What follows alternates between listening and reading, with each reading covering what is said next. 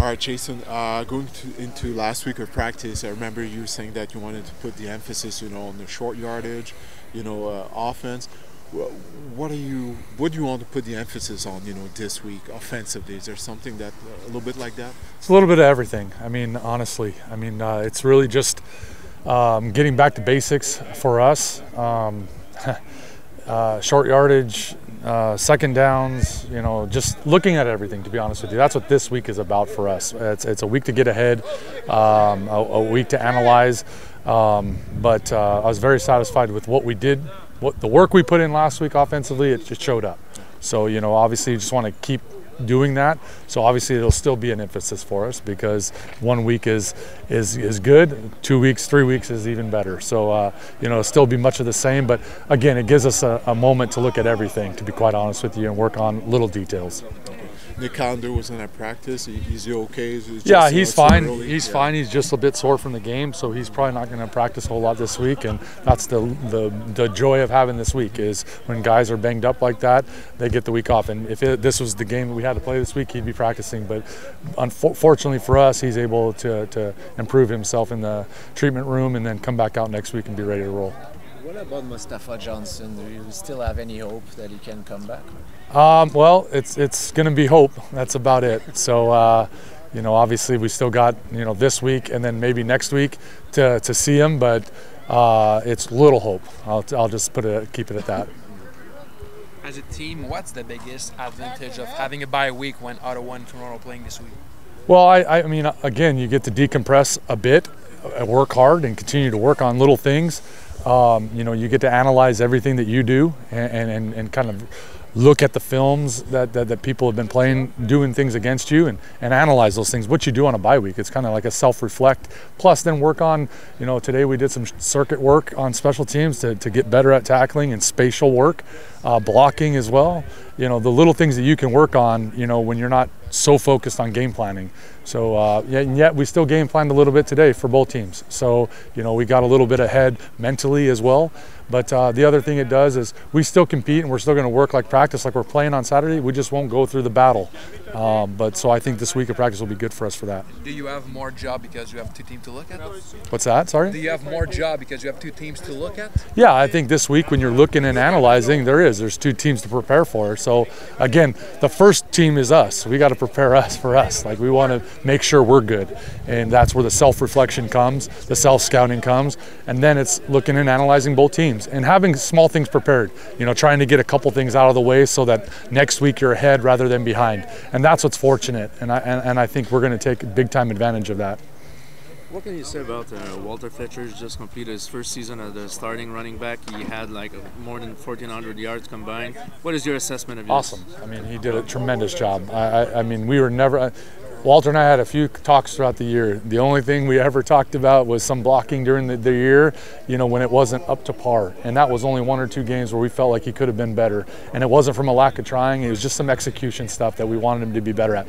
Everything else that man gives, he gave it all to us. And it was all with the expectation he could do it. But it's one thing to expect it and hope for it, and then another thing to see it week in and week out. And for him to play 17 straight games, we gave him 1 week off. We didn't need to because he was ready to go.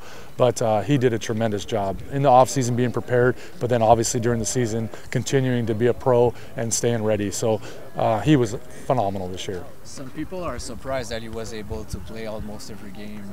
Were you surprised about that? Not really, but until somebody does it, you don't know if they can do it, to be honest with you. Running back is a very physical position. I mean, he got less carries than every running back in the league, but touches-wise, he was right up there. So, obviously he prepared his body, and the way Fletch is built, I mean, the only thing he doesn't have is being tall. I mean, everything else, he's built like a running back. So he can withstand the pain it takes and the punishment it takes to be a back. I can assure you that, and he proved it this year.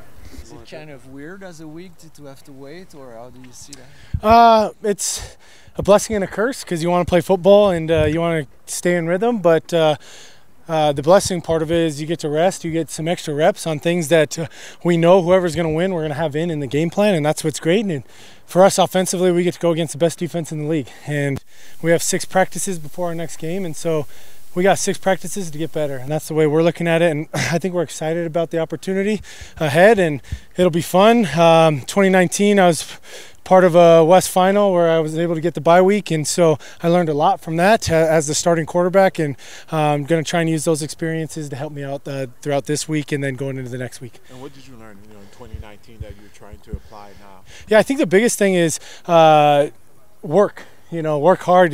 So many times at the end of the year, you want to rest and you want to get your body recovered, but then you end up coming out a little bit slower in those games. And just like us last year, I feel like we were in momentum and we were in rhythm.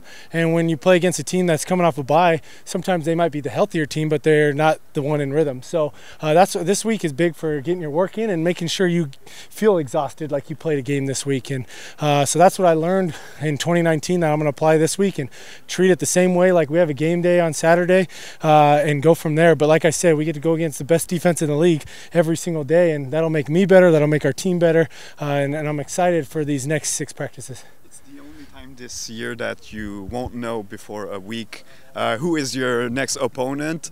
How does that change your preparation for this first week of practice? Yeah, I would say it'd be different if we've never played them before. We've played both the teams multiple times, so we already have basically what we want to do or what we like to do against those teams, so it's not like we're playing a new opponent for the first time. So for us, we're going to just sit back and watch them play football and watch them hopefully beat each other up, but we're going to have a good idea of what we want to go moving forward, and then whichever team ends up winning, then we'll probably obviously put in the rest of the game plan. But for us, we've had the opportunity to play both these teams, and we know what works and what we need to get better on against them, so that's what this week and next week is all about.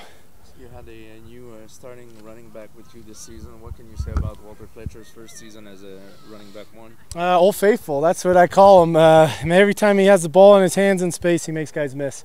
And it's really easy as a quarterback. It makes my job much easier when I can drop back. Everybody kind of lifts off in zone coverage. You drop it down to him, he gets 30, 35 yards. So I believe he led the league in yak yards this year, and pretty damn impressive for a running back. Our entire running back group has been phenomenal for us, and we've had a lot of turnover in our running back group going into this year, especially with Jesh getting traded, right? So we've had some new faces, some guys who are here for the first time, but I'm so proud of that running back group, and Fletch especially. The fact that he was able to play every game, and we sat him for one game because we rested him, just goes to show how tough he is, how many carries, how many touches he had, and to be healthy all 18 games is pretty damn impressive. Il y a un peu de rentrer dans ta tête sur à quel point c'est différent une semaine comme ça, quand il n'y a pas de match, quand tu es dans comme un jeu d'attente. Comment ça se passe mentalement?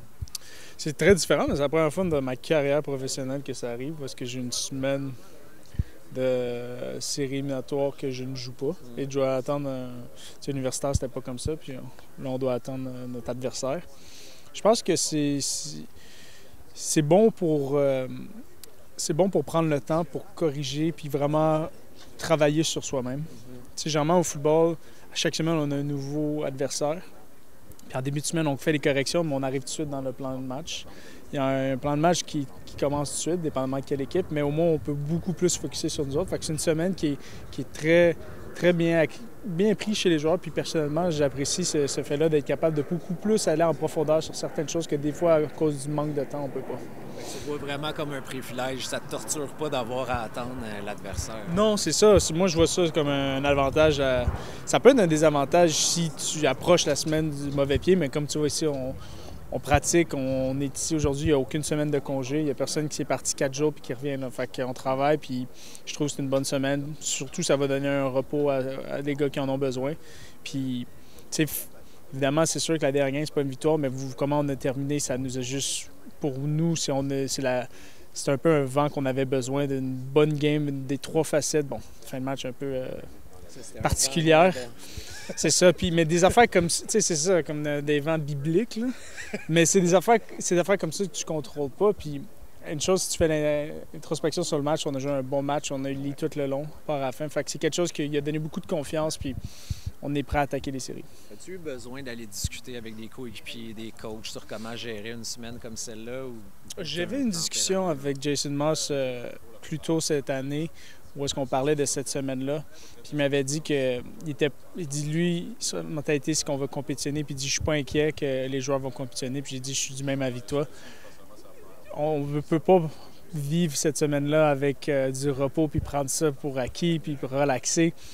je pense que c'est quelque chose que tu veux pas tuer, c'est un momentum. Puis une semaine de congé à rien faire peut peut-être tuer un momentum. Fait que c'est l'approche que Jason avait, c'est de les compétitionner puis d'approcher ça peu importe. À l'interne, il est rentré avec nos Birds Nest, on a des nouveaux groupes, il y a une nouvelle compétition. Fait qu'il trouve tous les moyens pour garder cette compétition-là en feu. Puis c'est la bonne approche à faire. J'ai posé une question à Jason sur Mustapha Johnson, s'il restait un peu d'espoir, puis ce qu'il m'a répondu, c'est ça, c'est un petit peu d'espoir. Est-ce que ça fait mal de probablement être privé de lui? C'est Mustapha, sur moi, c'est peut-être un des meilleurs joueurs de la CFL. C'est une pièce incroyable dans cette défensive-là. C'est une lourde perte, puis ça nous motive d'être capable d'aller là, puis de jouer pour lui, puis de... C'est des joueurs qu'on a perdus aussi, on a perdu comme Reggie Stubblefin, Sean Lemon, puis d'autres pour pas les oublier. Mais ça va être quelque chose de dur à s'adapter. À la fin de la journée, chaque joueur a un impact sur le terrain. Aucun joueur est plus grand que l'équipe, mais à force d'avoir un joueur comme Mustapha Johnson que tu es tellement habitué d'avoir, quand tu l'as pas, tu réalises que c'est une pièce qui est importante. Vous avez démontré l'an passé que un match éliminatoire, ça peut se gagner sur la route, mais le fait d'avoir la finale de l'Est ici à Montréal en avant de vos partisans, qu'est-ce que ça change et qu'est-ce que ça peut-tu vous donner un peu de momentum? Tu souhaites ça, tu souhaites d'être capable d'avoir un match à la maison, tu souhaites être capable d'avoir un match devant tes partisans. Puis je pense que qu'est-ce que ça va amener, c'est que ça va amener cette énergie-là qu'on n'a jamais vraiment pu vivre en demi-finale de l'Est depuis que je suis avec les Alouettes. Donc, c'est 100%, peut-être pas un momentum parce que le momentum est là, mais un momentum... Je pense que ce qui est... Pour te donner une raison sur le momentum, c'est durant le match, quand il va y avoir un gros jeu pour les Alouettes, bien, la foule va rugir, la foule va crier, puis ça peut aider avec ce chiffre-là au niveau du momentum, ou est-ce que c'est pas la même chose quand tu es chez l'adversaire puis tu fais un gros jeu puis c'est le silence total. C'est un autre type d'énergie, mais c'est cet avantage-là, je pense qu'on va aller chercher avec les partisans.